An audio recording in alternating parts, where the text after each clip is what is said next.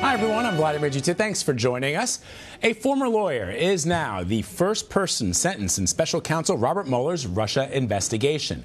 Alex van der Zwaan is sentenced to 30 days in prison, and he will need to pay a $20,000 fine. This will be followed by 2 months of supervised release. Van der Zwaan pleaded not guilty back in February for lying to federal investigators. He worked with President Trump's former top campaign official, including Paul Manafort and Rick Gates. He's also the son-in-law of a Russian oligarch. With more on the sentencing, let's bring in CBS News Justice reporter Paula Reed. She is joining us from Washington. So, Paula, give me your sense of the sentencing. What do you make of it? Well, this is significant because this is, of course, the first formal sentencing that's come out of the special counsel investigation.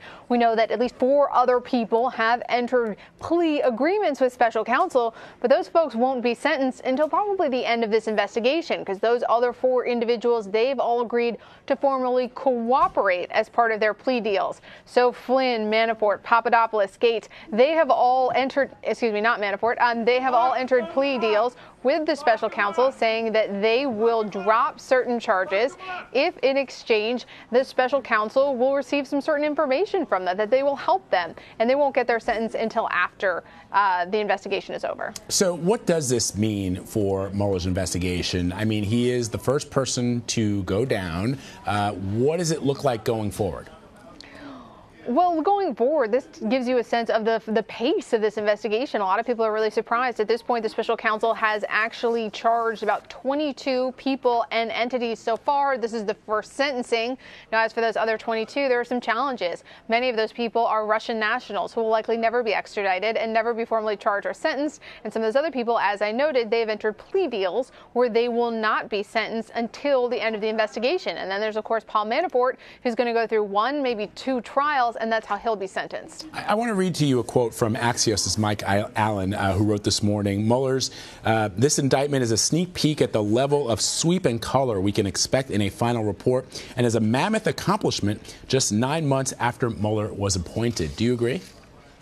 That's very flattering. I don't know if it's a mammoth accomplishment to nail someone for lying to the FBI, who's arguably maybe not the linchpin in this investigation, but definitely the scope of this investigation. I mean, this is someone who did business with Rick Gates and Paul Manafort and lied about conversations that he had with Rick Gates. He's also, according to court documents, someone that had conversations with someone who's only described as Person A. This individual is believed to have contacts to Russian government, to Russian intelligence. So there is a lot that Mr. van der Zwaan could potentially provide special counsel. What's interesting here, Vlad, is this is not a cooperation agreement. This was a straight plea agreement. So it's possible that Mr. van der Zwaan sort of led them to the other sort of evidence and or individuals that they needed. That is a good point. Paul, let me get your take on this. As you know, the Deputy Attorney General Rod Rosenstein released a memo from 2017 outlining the scope of the special counsel's investigation. What more can you tell us about that?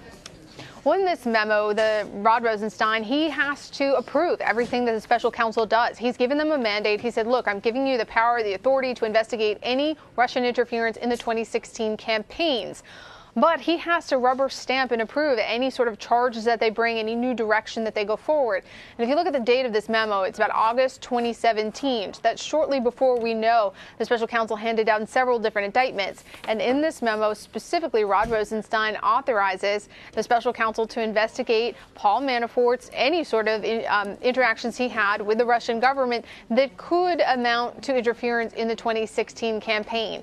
That's incredibly significant because so far Manafort has just been charged in his private business affairs and things that he did in the course of his private lobbying business that potentially, allegedly, ran afoul of the law. So far, he hasn't really been charged with anything that approaches collusion or conspiracy with the Russian government.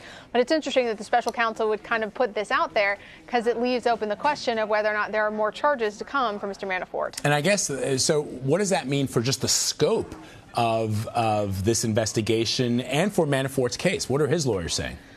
Legally speaking, it's not surprising that Rod Rosenstein would say, yes, you should look into Paul Manafort and whether or not he colluded with the Russian government, because one of the biggest questions in the Russia investigation is whose idea was it to change the Republican platform to help Russia? Whose idea was that, and why did they do that? And Paul Manafort, based on what they know about him so far, seems to be a key suspect. It seems to be a natural progression of the investigation legally. But politically, anyone who wants to undermine Rosenstein, undermine the special counsel investigation, they're going to look at this memo and say, look, he's a deputy attorney general gone wild. He's going outside the scope. This is unfair. This is, quote, a witch hunt. So politically, it's unlikely that a lot of folks who oppose Rosenstein and Mueller are going to let this memo go unmentioned. Paula Reed, as always, giving us the clarity we sorely need.